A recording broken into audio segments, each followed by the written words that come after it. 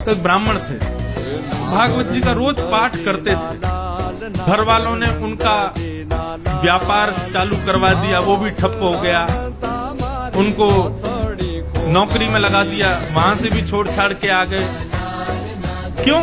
उनको संसार की किसी भी क्रिया में आनंद आते, वो केवल भागवत ही पढ़ते रहते थे। बस भागवत करवा लो, कितनी हो सके भागवत पढ़वा लो, भागवत का पाठ करवा लो। इतने रसिक हो गए थे भागवत के।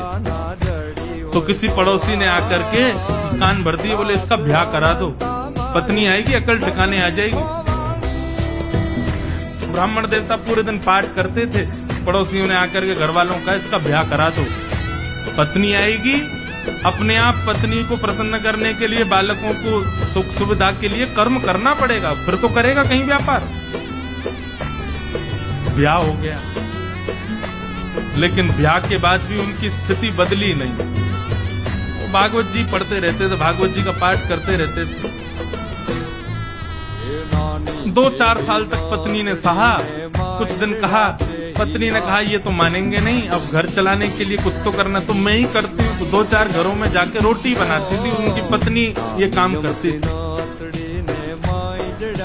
पूरे दिन बेचारी लगी रहती, रात्रि में आकर के घर में बैठती, भोजन बनाती, दोनों पति पत्नी पाते।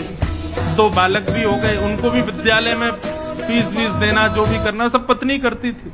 एक दिन उस ब्राह्मण के घर पर कुछ संत पधारे,